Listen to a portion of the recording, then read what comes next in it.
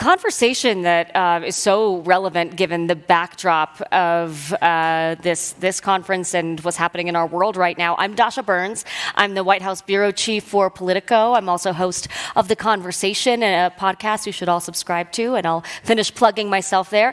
And I'm joined by former CIA Director and retired General David Petraeus, who was also out with a great book, Conflicts, The Evolution of War from 1945 to Ukraine. It's actually to Gaza now. Oh, to Gaza now. Second edition is out. There we go. You're quick on your feet here. We are. We are. Excellent. And I'm also joined by Ann Neuberger, the former Deputy National Security Advisor for Cyber and Emerging Technology from the Biden administration. So could not think of two better people to have this conversation with.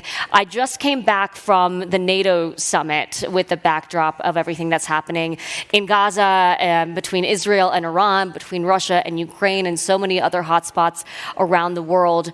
But as most of us know at a high level, and these folks know at a granular level, so much is changing about the battlefield, about conflict, about warfare. So I will start with General Petraeus here to set the scene.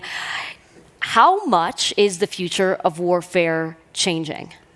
Massively.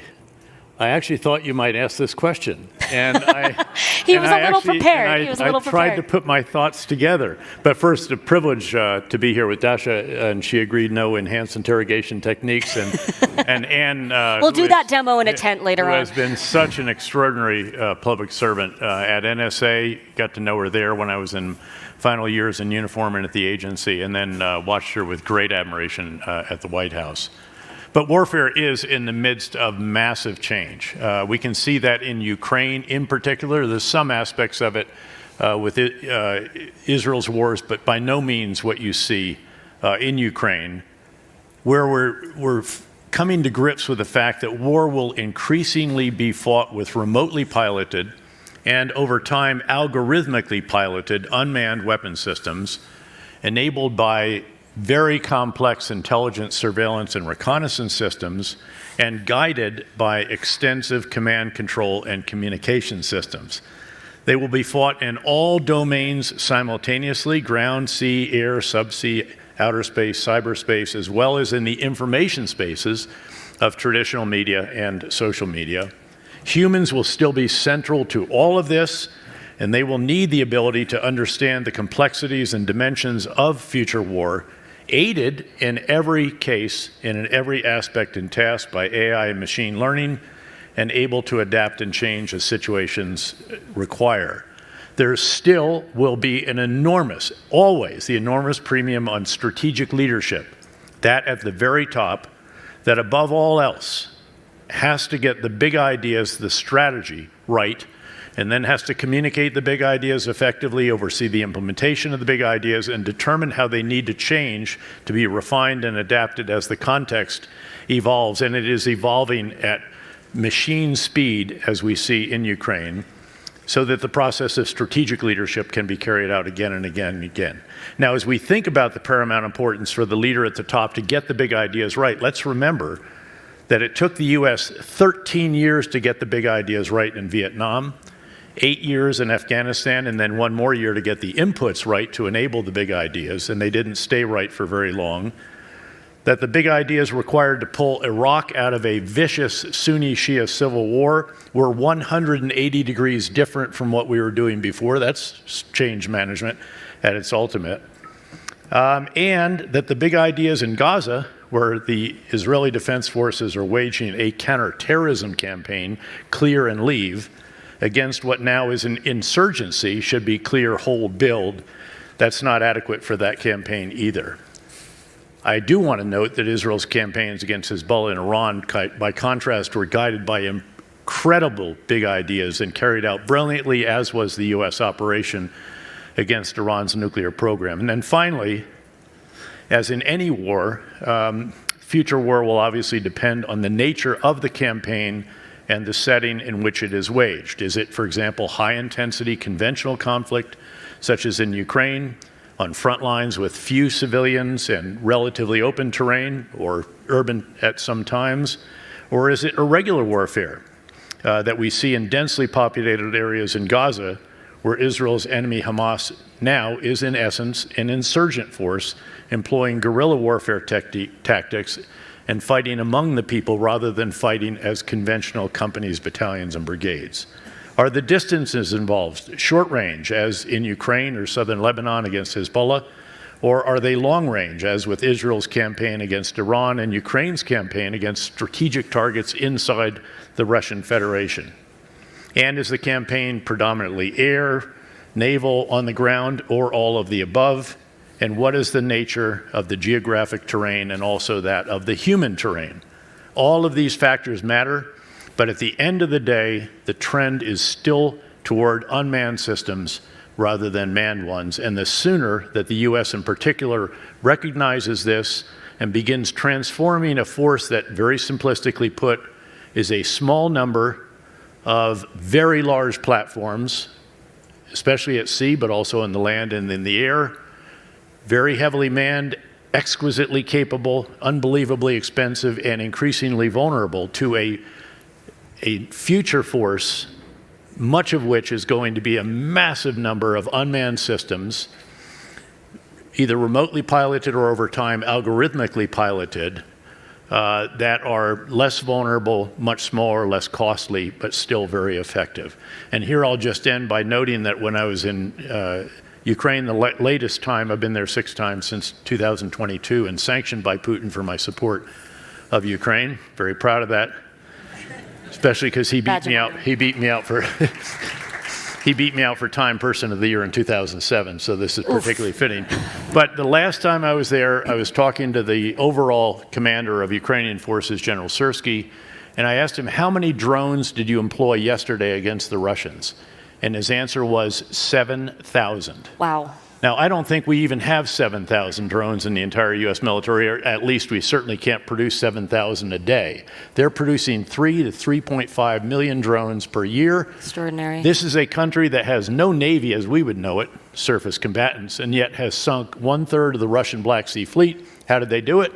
Aerial drones that find the ships aided by intelligence, maritime drones that drive right into them, suicide drones, and sink them. There are even maritime drones that shoot air defense missiles off them and took down 2 fighter bombers over occupied Crimea. That's the future of warfare. The final latest adaptation, because the jamming on both sides is so intense and both sides are evolving very rapidly. The latest adaptation is that because they can't maintain control of their drones, they can't keep a GPS signal, Starlink, whatever, they now are spooling out little tiny fiber optic cable behind them. And again, this is on a scale of thousands per day. And that you can't break that, except actually you can, and it's on video. All of this is on video, by the way.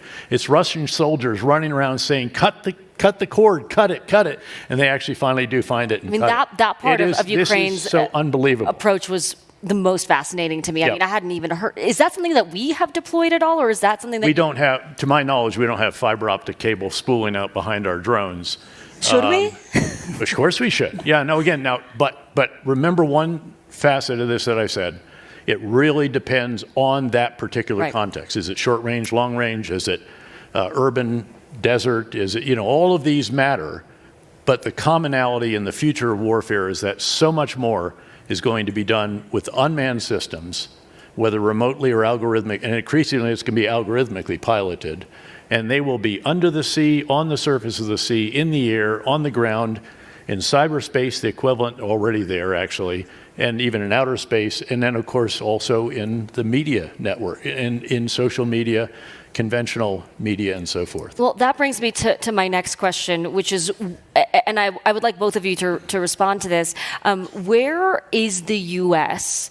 Where do we fall on the spectrum of how quickly we are developing and preparing ourselves for this future of warfare compared to all of the other actors that are in that race right now? In general, I would love for you to speak I'll to start, this, but then and then I'll I'd let love her for you to grade speak my to the AI Sure. piece of it as well. Yeah. So we currently have a procurement system, and again, these are all overly simplistic, but for the heuristic value at Aspen Ideas, you use this kind of thing. We have, again, a procurement system that provides yesterday's technology for tomorrow's war.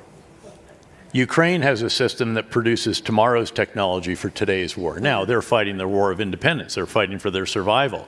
They have a partnership between those who design the drones of all types, again, in all kinds of unmanned systems, not all just weapon systems, but even regular vehicles to go to and from the front lines, because that's so hazardous. Those who manufacture them and those who employ them that is like this. Our system, as Senator McCain used to characterize it, the military-industrial congressional complex impedes every aspect of procurement because you have individuals in each of those elements that want to prolong the status quo because the weapon system's made in their district, the base is there, the maintenance contract is there, you name it. There's a whole host of reasons for maintaining the status quo rather than embracing the future. And that's what we have to break through. When you're in a tough spot, as we were, frankly, when President Bush committed to conduct a surge instead of a withdrawal that most of his advisors proposed, you can make the system work. If you have a Senator Gates who loves, or Secretary Gates, Bob Gates is Defense Secretary, I used to call him the Minister of War because all I did was fight for 5.5 years for him as a 4-star. If you have someone like that who's aggressive, has an aggressive battlefield commander, you can get the system to respond, but it's really, really hard.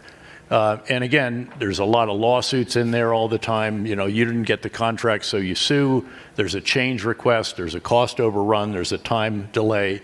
All of this. And so we've got to much, much more aggressively overhaul our procurement system. I would have loved if DOGE's first target had been the military procurement system instead of some of the others that were the target. Well, and right now, I just did a panel talking about the one big beautiful bill that's currently being debated on the Senate floor. Defense spending is a part of that. I'm curious, and what do you think we need to be spending on? What do we need to be beefing up to what General Petraeus just said? First, I want to say it's always a privilege to be on stage with General Petraeus. Happy to be your wingman once again, Ann. For the contributions to America's security and global security. So thank you for that.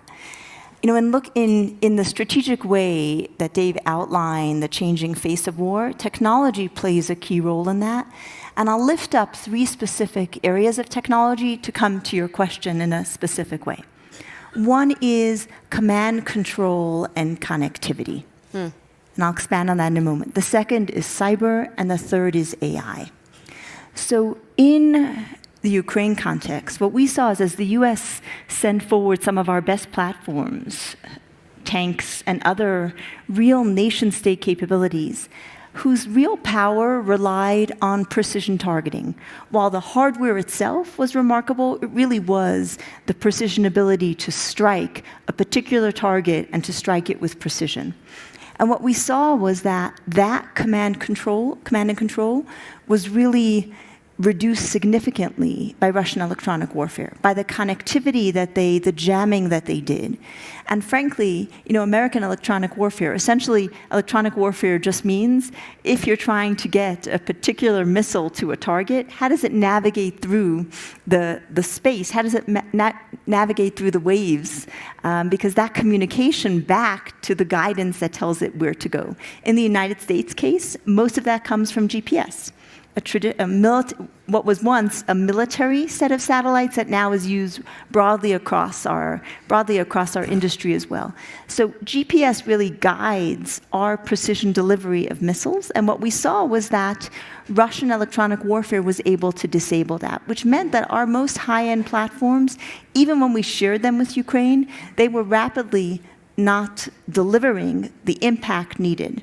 In contrast, what Ukraine built was, to the point regarding drones and up to 3 million a year, each of those drones is not a single drone. It's the connectivity between them and the ability to ensure that even when facing jamming, they can navigate through a denied environment and still get to their target. Some of it was a fiber optic cable laying down. Some of it was navigating through AI in terms of identifying the environment they were in and knowing how they went based upon that. So that first part of technology, the command, control, and connectivity. The second piece was cyber. So it's no surprise that both the evening before Russia's invasion of Ukraine and frankly the first part of Israel's dismantling of Hezbollah began with cyber attacks. And they began with cyber attacks on connectivity capabilities of both of those military forces. Russia I think that got a little bit lost, so it's so important to point out those early strikes were cyber, were not ballistic. Exactly. So the evening before Russia invaded Ukraine, Russia conducted a cyber attack on an American company that was providing military communications to Ukraine's military, a satellite company. And essentially, Russia disabled Ukraine's military communications and thousands of windmills in Germany and home satellites in France, because this company had both military and civilian customers. And if not for Starlink, if not for Elon Musk stepping up and making that connectivity available to Ukraine, Ukraine's military would not have had an ability to communicate securely during those first days of the war. So that was, that cyber attack was key. Now, there was a substitute that stepped up, and similarly, Israel's cyber attack against Hezbollah's pagers was through a multi-year supply chain operation. Those are hard to do. I've guided those kind of operations. They take a lot of years, especially a lot of luck. Scale like they exactly. did. So I think it's unprecedented. Exactly actually. Right. Yep. So they disabled their communications, and the last piece of that technology piece is artificial intelligence, right? So when you think about, for example, Israel's Iron Dome, that Iron Dome has defended the country against hundreds of missiles, Iranian, Houthi, Hamas, of different levels of precision. In some cases, missiles have gone through because it's a learning system. It's continuously adapting to the scale of attacks, to new types of weapons. When Iran used a new type of cluster missile, it got through Israel's defenses. But the core part of the system is actually the software that determines what's coming, at what angle, where is it going, and launches interceptors based upon that. So finally, to your question of what the US needs, in each of those areas, the US is behind for exactly the reasons Dave outlined, because we still focus on communications from one platform to a secure satellite, or between a couple of platforms via secure radio. We don't think of swarms of drones, the ability to communicate peer-to-peer, which makes them resistant to jamming. We don't think about AI systems being trained from the actual operational practice of war to guide the next missile launch, to guide the next strategic maneuver. And that's where we have some work to do in terms of our own strategic readiness. So I don't know about all of you here, but listening to my esteemed panelists here, I'm a little concerned. It sounds like what you're saying is we are not where we need to be. How much trouble are we in here given the heightened threat environment around the world? Well, as an economist answers every question, you start with the words, it depends. And it does depend. It depends on how aggressively we now recognize what's taking place. I am confident, I know, that our service chiefs, keep in mind the money doesn't go to the big Pentagon, it goes to the Army, Navy, Air Force, Marine Corps, Space Force, and some others. And so it's incumbent on them to drive this process. It starts with getting new big ideas, new concepts, and then determining what you need to enable those new concepts in terms of material and what are the specifications and all the rest of this that you put out a request for procurement and so forth. And then you have to work through your entire force. You also have to educate your leaders on this. You have to train soldiers differently. You have to have different facilities. All of this, it's a very complex process. We went through this when we transformed from a military that was focused on conventional force, high-intensity operations, to one that was focused on counterinsurgency. And I happened, thankfully, to be in a 3-star job that oversaw all the elements of what I've just been describing. So you could drive change. It was called the engine of change for our Army. It had 6 different hats and titles. So that's where it starts. I'm confident that the service chiefs understand this and are trying to drive this, but that's where this military-industrial congressional complex collides with what it is that you need to do. And you really have to drive this from the very, very top in the Pentagon, ideally the very top in the White House. Now, to be fair, there are certain elements of this that the administration is very much seized with and needs to be. Shipbuilding in the U.S. We're not building surface ships and submarines at remotely the speed that we need to do that. A whole bunch of other aspects of this. But the bottom line is we're not doing it fast enough right now. other countries. By necessity, again, Ukraine way, way ahead of us. We should be learning much, much more from what's going on there, but we have such a small footprint of boots on the ground, largely just the embassy and some security assistance providers, that I don't think we are as aggressively recognizing the lessons that need to be learned.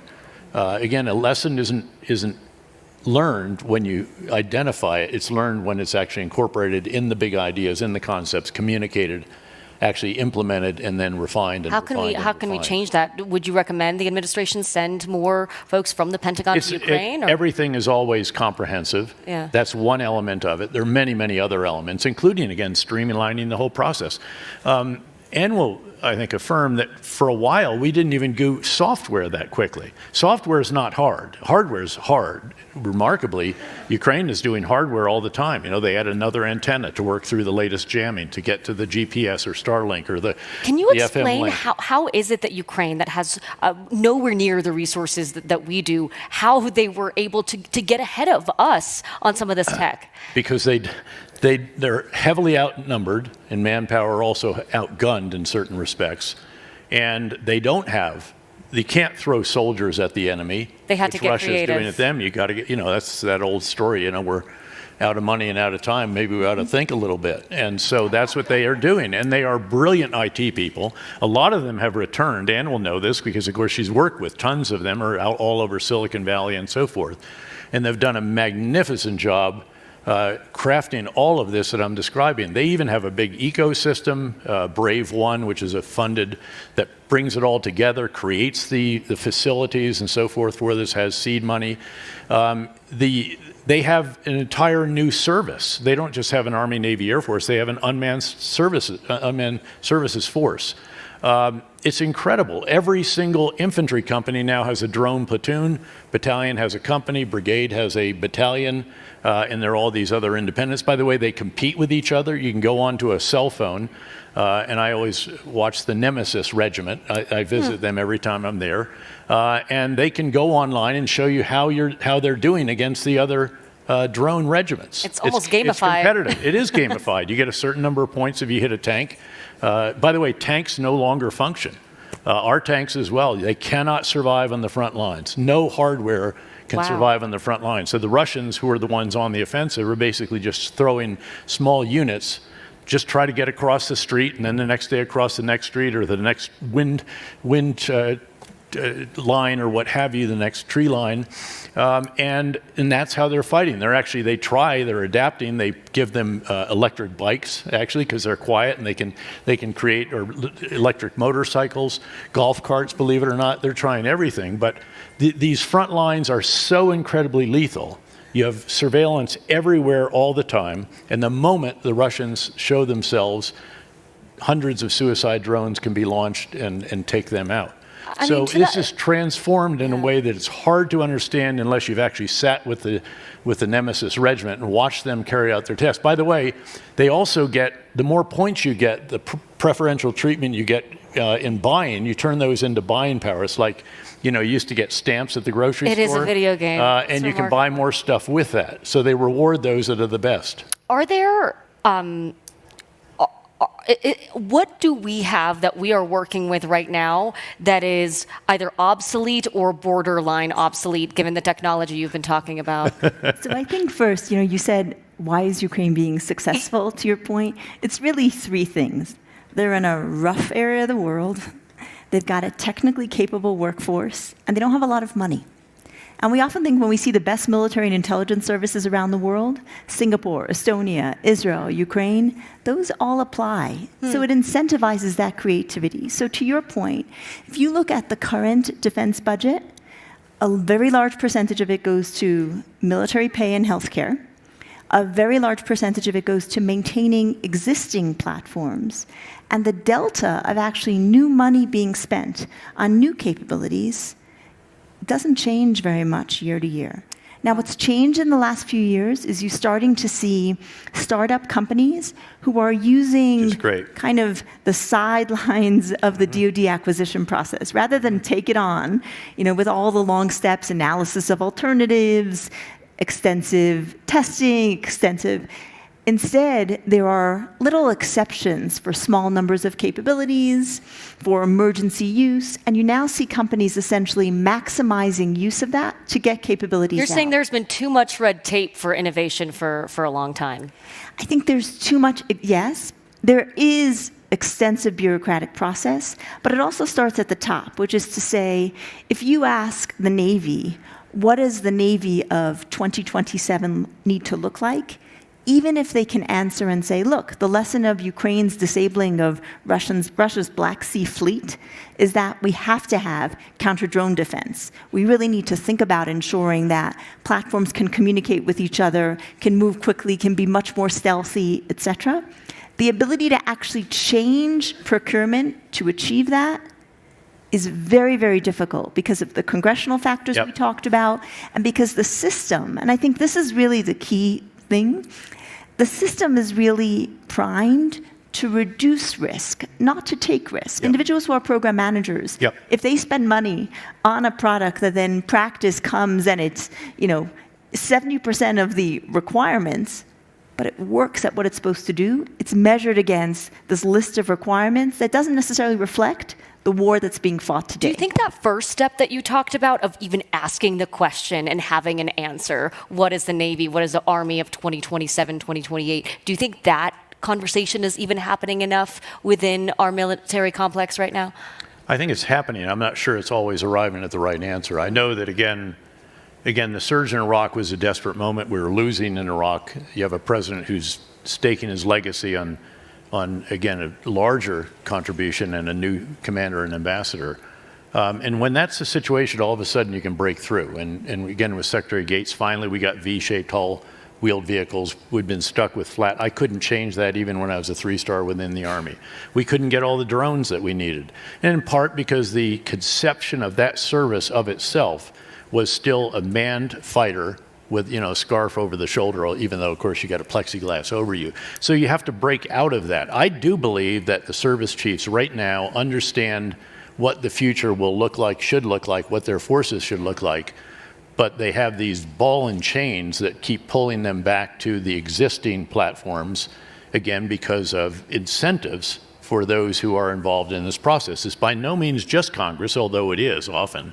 I mean, I remember there was one member of Congress who kept telling the Air Force to buy more C-130J tactical airlift aircraft, and the Air Force said, we have enough, we don't need any more, and they kept getting 6 more every year regardless. So that's just one small example. There's lots of examples like that. You got to break out from that, and the problem is, in a way, I mean, we're not fighting for our very survival, which is what is the case, and you have a president who's willing to take enormous risk on all of that. I told Secretary Gates one time, I said, look, I know you got Aberdeen Proving Ground and all that stuff, and I know you got systems out there. Look, if the system won't kill somebody if it doesn't work, just send it to us. We'll test it for you. And if it works, great, we'll ask for a bunch more. If it doesn't, we'll park it in the back of the combat outpost and let it rust until the war's over. But that has to be your attitude. It has to be even more aggressive than that. Keep in mind, he's an individual, Secretary Gates, who actually fired a service secretary, 2 service secretaries, and a service chief because they weren't responding rapidly enough, in his view, to real-world requirements. That's what you've got to have. And I saw you wanted to jump in there. I wanted to give another practical example because those were really superb, which is in the area of cyber warfare. So it takes a certain number of years as a stepped process to create a world-class hacker. And indeed, the intelligence community creates those world-class hackers to generate intelligence. Most of the US's most valuable intelligence today, notably, the classified systems of our adversaries, because that says that if it's that valuable to our adversaries that they're classifying it, it's probably most valuable, comes through these advanced hackers. In the military, the terms of service for most hackers is 2 years. So they'll come in, they'll get trained. The first round training takes 6 months. If you have a technical degree, it'll be 6 months. If you don't, it may be a little longer. And then they'll start getting to work. They'll maybe get in 18 months, and then they go to another role. So in practice... Or they go to Silicon Valley and earn 4 or 5 times as much as they're being paid in the military. But so to that point, when I was at the National Security Agency, I put in place a rule where anybody who left, who their managers felt from that mission, the hacking mission, who their managers felt that they were really on track to be a future leader of a major mission at the National Security Agency, if they submitted their retirement, I sat down with them to ask, why are you leaving? Is there anything we can do to keep you? Yep. And it was the most enlightening set of discussions I had. Because invariably, the answer would be, I love the mission. It's personally meaningful. I'm serving my country. I'm using my skills to serve my country. There's nothing better. When I mentioned to you, so we had retention incentives at NSA.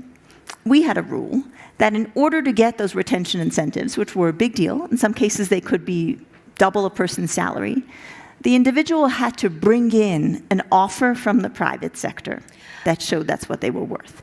Now, everybody here can imagine where that came from, right? You want to have documentation if you're giving somebody a $75,000, $100,000 annual bonus. But on the other hand, what we did was we forced our best people to find go out. out Go to the look for private other sector, work, yeah. go through the whole process, get an offer, learn that they could work virtually, not work weekends, not work in the middle of the night, which many do because for various reasons that's the right time to do a particular mission. And then they came in and we said, oh, by the way, oh yeah, and we'll do 1 year, we'll reevaluate year after year, and you have to do all these filings to show.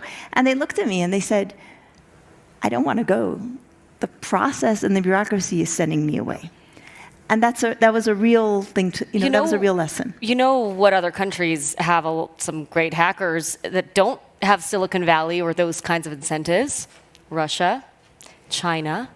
How concerned are you about North Korea. North Korea. To my point, how concerned are you both about the increasing alliance between North Korea, China, Russia, Iran? The biggest concern I have in cyberspace is that we hesitate to use our most advanced offensive capabilities because we are so vulnerable ourselves, our critical power pipelines and water systems, that we're very concerned about the second shot, right? So, in situation room discussions, when the president's been briefed on operations, the question comes up of, okay, if that adversary strikes back, how secure are we? And in the United States, those critical systems, like I said, water, railroads, pipelines, are owned by the private sector. Until recently, there were no minimum requirements for them. So that gap between what we can do offensively and where we are defensively, what our adversaries can do offensively, and where we are defensively, is the biggest risk. So the answer in the situation room is not secure enough, most often. We're in the glass house, and we're going to throw stones. What is coming back. And it took us far too long to establish the Cybersecurity and Infrastructure Security Agency. And now, after building it, it's something that's really very impressive, and having the partnerships with the private sector that are the crucial element of this, because it was the private sector that saw the Russians hacking the Ukrainians first. I think it was Microsoft and then maybe the others. And they alerted everyone else, and everyone has to work together at the speed of light, if you will, or the speed of machine. So, and now we're going to try to reduce that. So again, we've been slow in a number of cases, and then we're not now maintaining what it is that we built as effectively as we should. I do think AI can be transformative on the U.S. defense side, because it can give a way to create something called digital twins, essentially digital copies of a water system or a pipeline system, and then essentially model cyber attacks against it and say, what are the most important defenses to put in place? There are resource constraints. We have a lot of old systems across the country. So by doing that, you can say, okay, if we have X amount of money to spend, what are the most impactful places to spend it, and what brings down the risk most considerably? But the truth is, public-private partnerships matter the most. Dave was sharing a story, which I'll share here because it's eye-opening. So I recall it because it was a Wednesday night, and the individual who heads threat intelligence at Microsoft, this was Wednesday night before I think the Russian invasion started on Thursday, called in and said, we are seeing destructive wiper capabilities. Essentially, these are Russian cyber capabilities that delete everything on a system. So essentially, they don't just delete the data, they delete the memory of how a system knows to operate. They said, we are seeing this. the last time Russia had a conflict with Ukraine, the Russian cyber capabilities against Ukraine spread around the world. Many here may remember the attack against Maersk, a major global shipping company that cost them billions of dollars and really impacted companies around the world. So we were deeply concerned. So my first comment to him was, let me connect you to the key people at NATO.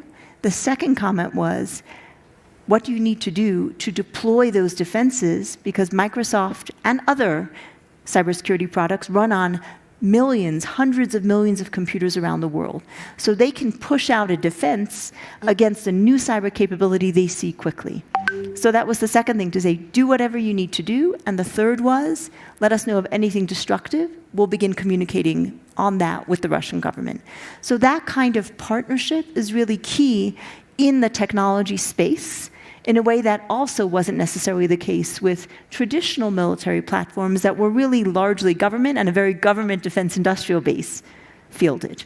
And keep in mind that earlier, Russia had shut down the entire portion of the electrical grid of Ukraine. It also went after its .gov earlier, but they'd gotten much better, thanks to help from NSA and others directly, and other countries' equivalents, and then by the better partnership between the private sector and our government. And I want to get to audience questions in one moment, but before I do that, I do want to ask you about Israel and Iran and Sure. the action that the U.S. took, because I just came back from NATO, and that was a dominant topic of conversation. There was a lot of debate. Did the U.S. make the right move? Did they significantly damage Iran's nuclear capability or only set them back a few months? I would love your expert assessment on, Sure. on what happened. So what the U.S. did, actually if you put Israel and the U.S. together, was essentially to implement the plan that the U.S. Central Command developed when I was the commander of CENTCOM after the September 2009 public revelation about the enrichment facility inside the deeply buried mountain at Fordo. Our plan would have done the same thing that Israel did in terms of taking down the entire air and ballistic missile defense system, as much of the retaliatory means, and every element of the nuclear program, as well as even the maritime retaliation that could mine the Strait of Hormuz and so forth. So together, in essence, this was the campaign that we were going to do. It would have been much, much greater numbers of aircraft very early on, much greater numbers of cruise missiles from submarines and air launch, and so forth, and the big element of which would be the big bombs that the B-2s and then the other fighter bombers would launch. I thought what the Israelis did was incredible, really brilliant. I can't remember a case when we even had an exercise that was remotely as large without at least a couple of aircraft going down for maintenance, while flying. And the fact that they didn't have a single aircraft shot down, they had a couple of drones that were taken out by heavy machine guns, but they didn't get engaged by that. And then that we could do what we did with 125 aircraft orchestrating it and achieve deception, although I think the chairman of the Joint Chiefs of the Secretary of Defense said they never even saw it anyway because the stealth can't be picked up. They didn't have any real radars left at that moment anyway. I think there's no question but that the overall effort did enormous damage, very, very substantial damage to virtually all of the elements that matter most. Keeping in mind that certainly Fordo, everyone focuses on it because it's deeply buried. I can't imagine that these 30,000-pound bombs, which have 5,000 pounds of explosive that detonate after it's gone as deep as it will, either in or alongside the air channels that are into the mountain, would not have, at the very least, destroyed all the centrifuges that are in there. And this is where the advanced ones were. And very likely whatever storage of highly enriched uranium was there. Same with Natanz. That's the big location. And again, we finished that off with cruise missiles and, again, 2 massive ordnance penetrators. Esfahan, people focus less on. That's the one that actually takes what has been refined, and it's only one more turn of the enrichment process from 60%, which is highly enriched uranium, which they had, to over 90%, which is weapons grade. But they're the ones that then turn that gas into the kind of material, the metal, if you will, that is actually shaped for a nuclear device. So that is very significant that was as substantially destroyed as it was. All that said, the battle damage assessment process is by no means over. There's still all kinds of intelligence sources and methods to employ in this. And there is a question that is begging, and that is there any highly enriched uranium stored elsewhere?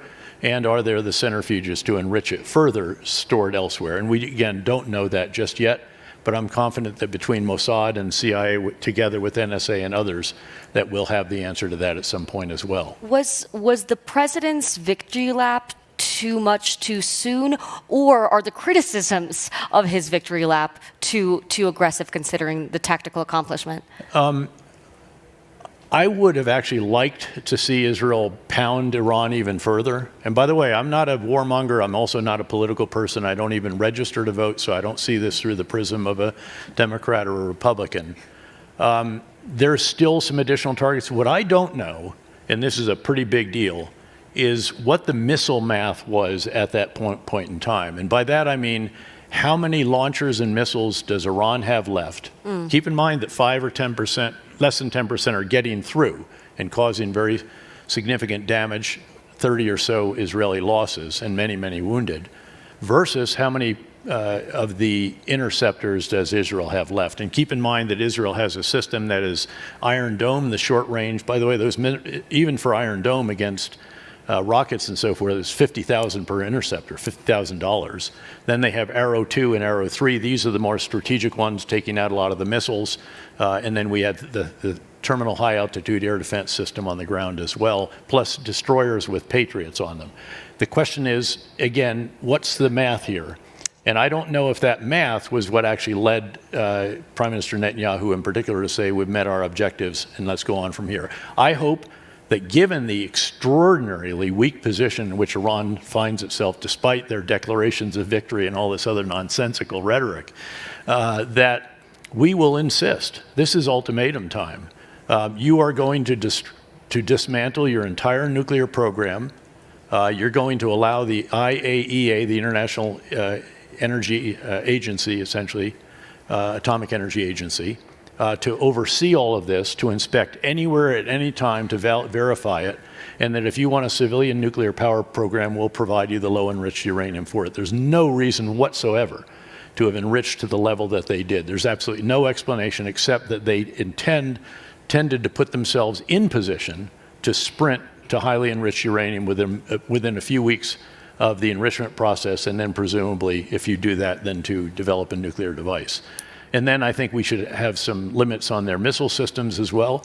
And candidly, in the position that Israel and the US find themselves right now, there's not a whole heck of a lot that Iran can do about that if we, again, don't go along with what they might want to do. And there should be incentives if they want to be, a responsible citizen in the Middle East. But we should remember that Israel is changed by October 7th. Their strategic calculus is completely revamped. They will never again allow a threat to be established on their borders or actually in the entire region. That's a very different approach from the past.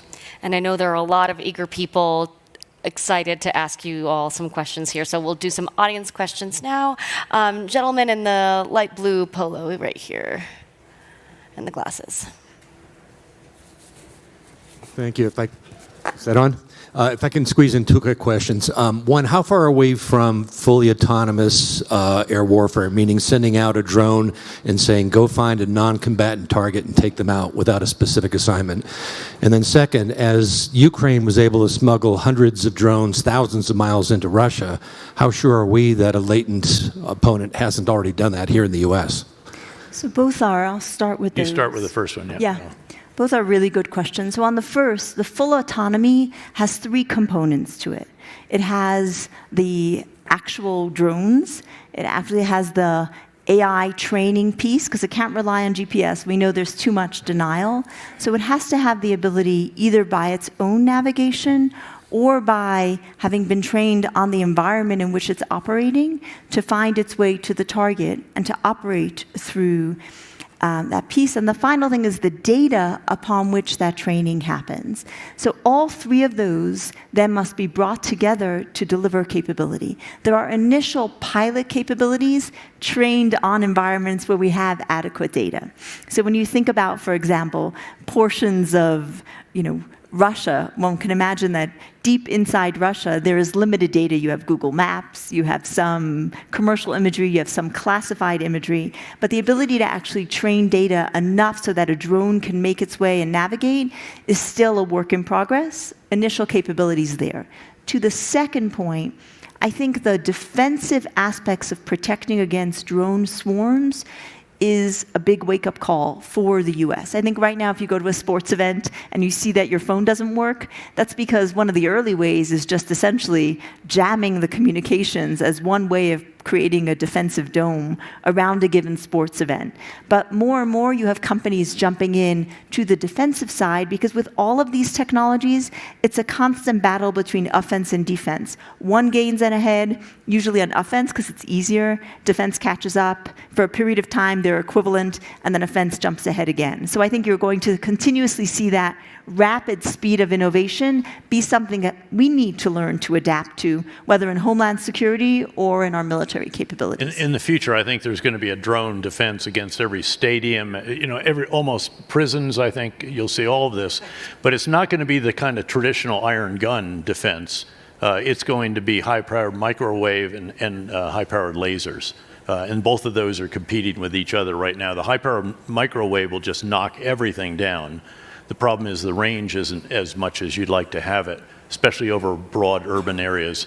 Lasers, again, coming on very fast. Israel now actually has acknowledged that it has a laser system as part of now the overall air and ballistic missile defenses that, again, include Iron Dome, Arrow, and so forth. And I would just note that the laser systems matter a great deal because of the cost. Yeah. They're cheap versus interceptors were. Yes. Yeah. High-power microwave is Gentleman in the millicents. beige blazer there.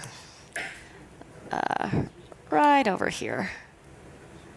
If you could keep your hand up. Keep your hand up. Yeah. Thank you.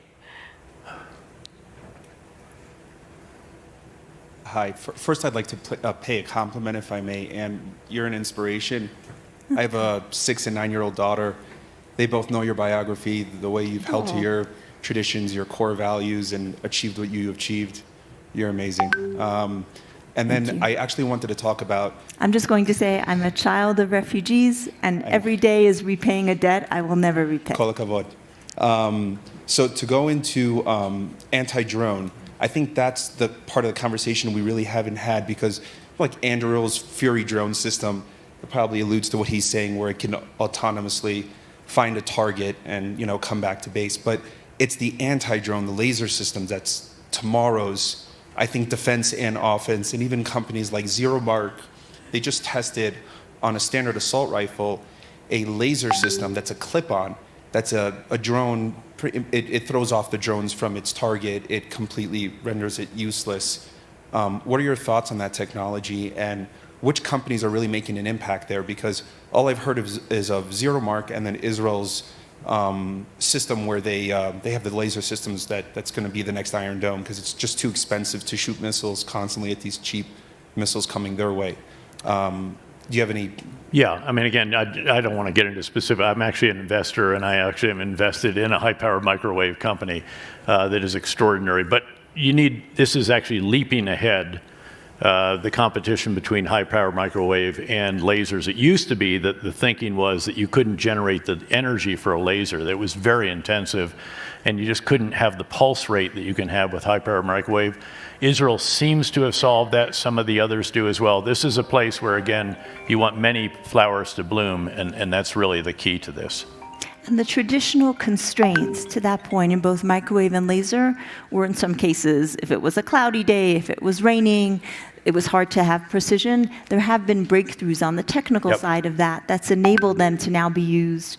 As Dave mentioned, Israel's announced they've actually tested laser within the Iron Dome to take out drones. There are some ideas that you can get it to a precision that's safe for soldiers to use, for example, in breaking a lock off a door. But that's an active area that there have been breakthroughs that I think you'll see it in application in the coming months and years. By the way, these breakthroughs are coming from companies that are not the defense primes. Right. And that's what's great to see. The Defense Innovation Unit, there's a number of these different initiatives to try to support them, and that's what we need to do more and more of. And to see Anduril, for example, which is literally building the manufacturing plant before they even have the contract. You don't see that among the big defense primes. And I think we have time for one more. Let's do... All right, a squeaky wheel gets the oil, this gentleman here. Keep your hand up. Keep your hand up.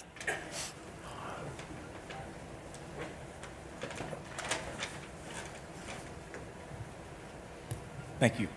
With the increasing reliance on drone and cyber, how do you see the traditional role of the infantry battalion and tank and artillery support changing?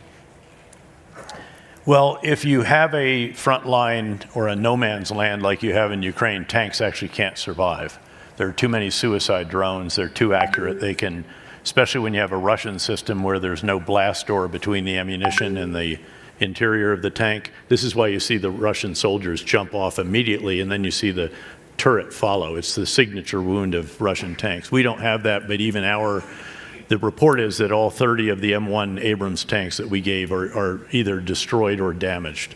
And they just, again, cannot survive, nor can armored personnel carriers. So any large system that's going to come forward can't continue. Further back, heavy artillery is still very important in this fight, but it has to move constantly. If it stays where it is, it'll get engaged as well. And of course, the Ukrainians are going deep. They have, again, drones that do everything from 15 minutes and have to explode to drones that are going all the way into Russia, not even those that are carried in the roof of a truck that then appear right outside strategic airfields.